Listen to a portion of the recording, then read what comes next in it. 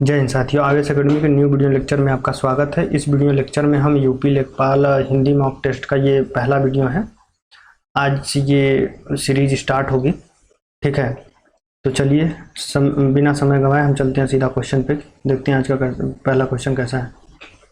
तो इसमें दिया है, फर्स्ट क्वेश्चन में कह रहा है कि अग्नि का तद्भव क्या होगा।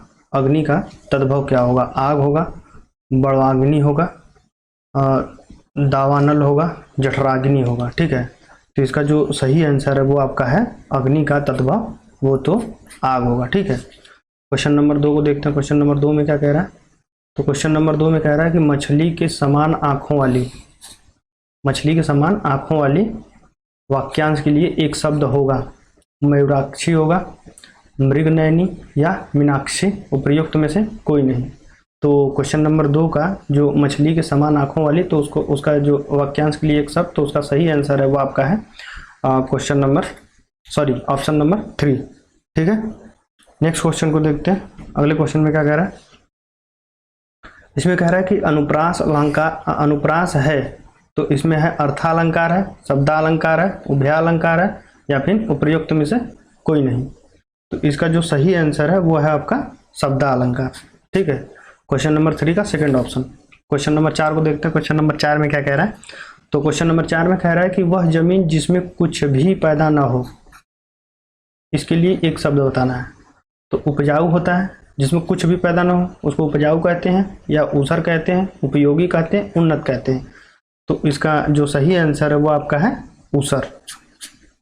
उपजाऊ तो वो होता है जिसमें सब कुछ पैदा हो या फिर कुछ मिले वहां से, ठीक है। ऊसर जहाँ से कुछ पैदा नहीं होता है। क्वेश्चन नंबर 5 को देखते हैं। क्वेश्चन नंबर 5 में क्या कह रहा है? क्वेश्चन नंबर 5 में कह रहा है कि प्रत्येक शब्द के लिए संधि विच्छेद चुनिए। प्रतिधन एक, प्रतिधन एक, प्रतिधन एक, प्रतिधन एक। तो इसका जो सही आंसर है वो सही ऑप्शन वो आपका है प्रतिधन एक, ठीक है। Option number 3। क्वेश्चन नंबर 5 का प्रत्येक का संधि विच्छेद आपका होता है प्रतिधन एक। क्वेश्चन नंबर 6 को देखते हैं। क्वेश्चन नंबर 6 में क्या कह रहा है? सूर्योदय में संधि विच्छेद संधि है, गुण संधि है, दीर्घ संधि है, यड़ संधि है, या फिर विसर्ग संधि है। तो क्वेश्चन नंबर 6 का जो सही ऑप्शन है, आपका सही आंसर है वो आपका है गुण संधि, ठीक है। सूर्योदय गुण संधि। क्वेश्चन नंबर 7 को देखते हैं। क्वेश्चन नंबर 7 में क्या कह रहा है? तो इसमें कह रहा है कि शुद्ध वाक्य को छांटना है, ठीक है। शुद्ध वाक्य क्या है इसमें देखते हैं कौन सा है। मैंने कपड़े पहने हैं, मुझे कपड़े पहनने हैं। सॉरी, फर्स्ट ऑप्शन में कह रहा है कि मैंने कपड़े पहनने हैं, मुझे कपड़े पहनने हैं, मेरे को कपड़े पहनने हैं, मुझे कपड़े पहनना है, ठीक है। तो इसका जो सही आंसर है वो आपका है मुझे कपड़े पहनने हैं, मुझे कपड़े पहनने हैं। तो उसका जो सही आंसर है वो आपका सही ऑप्शन है वो आपका सेकंड ऑप्शन है। क्वेश्चन नंबर 8 को देखते हैं। इसमें क्या कह रहा है? चारा फेंकना। मुहावरे का अर्थ भ्रमित करना, प्रलोभन देना, पशु को घास देना, सिर से गठरी उतारना, ठीक है। तो इस क्वेश्चन नंबर 8 का जो सही आंसर है वो आपका है प्रलोभन देना, लालच की तरह, ठीक है। क्वेश्चन नंबर 9 को देखते हैं। क्वेश्चन नंबर 9 में क्या कह रहा है? तो क्वेश्चन नंबर 9 में कह रहा है कि वे सज्जन पुरुष कौन है? क्वेश्चन मार्क लगाया। वाक्य में अनावश्यक शब्द है, सज्जन है, अनावश्यक शब्द, या फिर पुरुष है, या वे, या हैं। तो इस क्वेश्चन नंबर 9 का जो सही आंसर है वो है आपका सेकंड ऑप्शन, पुरुष, ठीक है। अनावश्यक शब्द है ये, वे सज्जन कौन है। क्वेश्चन नंबर यहाँ पे अगर ये नहीं होता तो चल जाता, वे सज्जन कौन है, ठीक है। नेक्स्ट क्वेश्चन को देखते हैं। नेक्स्ट क्वेश्चन में क्या कह रहा है? क्वेश्चन नंबर 10 में, तो क्वेश्चन नंबर 10 में कह रहा है राम की शक्ति पूजा के रचनाकार कौन है? राम की शक्ति पूजा निराला जी हैं, महादेवी वर्मा जी हैं, नागार्जुन जी हैं, केदारनाथ जी हैं। तो क्वेश्चन नंबर 10 का जो सही आंसर है वो आपका है निराला जी, ठीक है। राम की शक्ति पूजा। क्वेश्चन नंबर 11 को देखते हैं। क्वेश्चन नंबर 11 में क्या कह रहा है? तो क्वेश्चन नंबर 11 में कह रहा है कि निम्नलिखित में प वर्ग का व्यंजन नहीं है। प वर्ग का व्यंजन नहीं है, फ नहीं है, ब नहीं है, म नहीं है, य नहीं है। तो इसका जो सही आंसर है वो आपका है चौथा ऑप्शन, य, प वर्ग का यह व्यंजन नहीं है, ठीक है। क्वेश्चन नंबर 12 को देखते हैं। क्वेश्चन नंबर 12 में क्या कह रहा है?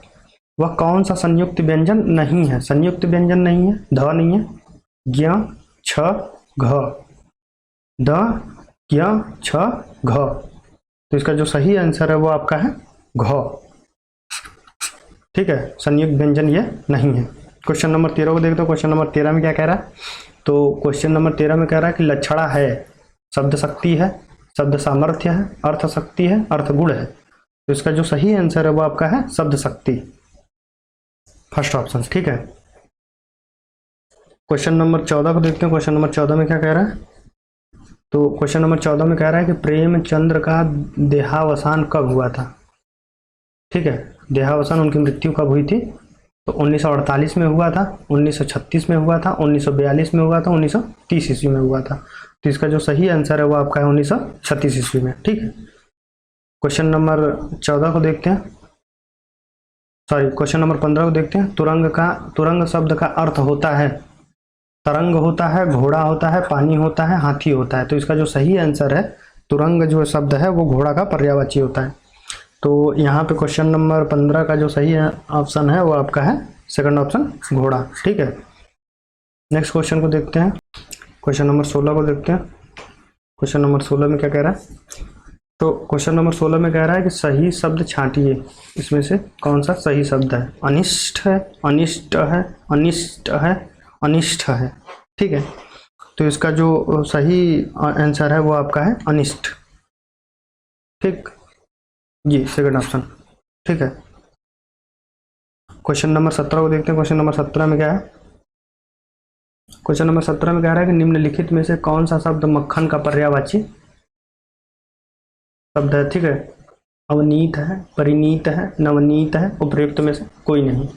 तो जो मक्खन का पर्यायवाची शब्द है वो आपका है सही आंसर नवनीत। ठीक है, क्वेश्चन नंबर 17 का थर्ड ऑप्शन। ठीक, क्वेश्चन नंबर 18 को देखते हैं। क्वेश्चन नंबर 18 में क्या कह रहा है?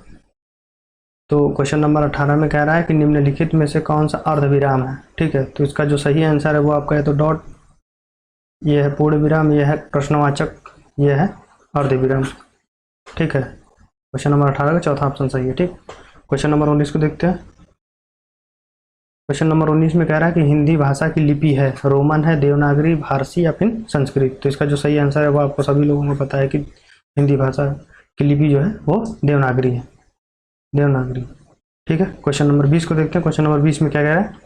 तो क्वेश्चन नंबर 20 में कह रहा है कि दोहे की दूसरी और चौथी पंक्ति में मात्राओं की संख्या होती है। तो 12 मात्राएं होती हैं, 11 मात्राएं होती हैं, 13 मात्राएं होती हैं या फिर 14 मात्राएं होती हैं। तो इसमें जो सही आंसर है वो आपका है 11 मात्राएं होती हैं। ठीक है, क्वेश्चन नंबर 21 को देखते हैं। क्वेश्चन नंबर 21 में क्या कह रहा है? तो क्वेश्चन नंबर 21 में कह रहा है कि इनमें से किस कवि ने भ्रमर गीत प्रसंग को अपनी रचनाओं में स्थान नहीं दिया?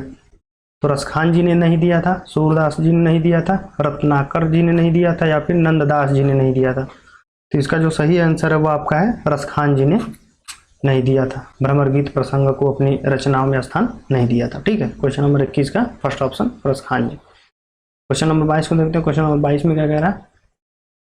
क्वेश्चन नंबर 22 में कह रहा है कि वह कौन सा वाक्य शुद्ध है, सॉरी कौन सा वाक्य शुद्ध है? दही खट्टी है, दही खट्टा है, दही खटास है, दही खटाई है। ठीक है, तो इसका जो सही आंसर है वो आपका है दही खट्टा है, सेकंड ऑप्शन। 22 का सेकंड ऑप्शन दही खट्टा है। ठीक है, क्वेश्चन नंबर 23 को देखते हैं। क्वेश्चन नंबर 23 में क्या कह रहा है? तो इनमें से कौन सा शब्द विशेषण नहीं है? दिग्भ्रम पहला ऑप्शन, दिग्भ्रमित दूसरा ऑप्शन, दिग्भ्रांत तीसरा ऑप्शन, चौथा ऑप्शन कह रहा है कि उद्भ्रांति। तो इसमें जो सही आंसर है वो आपका है दिग्भ्रम, फर्स्ट ऑप्शन। ये जो है विशेषण शब्द नहीं है। क्वेश्चन नंबर 24 को देखते हैं। क्वेश्चन नंबर 24 में कह रहा है कि इनमें से कौन सा शब्द शेष 3 से भिन्न है? तो इसमें जो पहला ऑप्शन दिया है संपृक्त होता है, संयुक्त, संलीन, संश्लिष्ट। ठीक है, तो इसमें जो सही आंसर है वो आपका है संपृक्त, फर्स्ट ऑप्शन। ये इन शेष 3 से भिन्न है। ठीक है, आज का लास्ट क्वेश्चन देखते हैं। क्वेश्चन नंबर 25 में क्या कह रहा है? तो क्वेश्चन नंबर 25 में कह रहा है कि कौन सा शब्द अरबी फारसी का नहीं है? तो नतीजा, भरपूर, कायम, तहजीब। तो इसमें जो सही आंसर है वो आपका है भरपूर। ये अरबी फारसी का शब्द नहीं है। ठीक है, तो आज के वीडियो में बस इतना ही। मैं उम्मीद करता हूं कि आपको चीज़ें समझ में आई होंगी और धन्यवाद।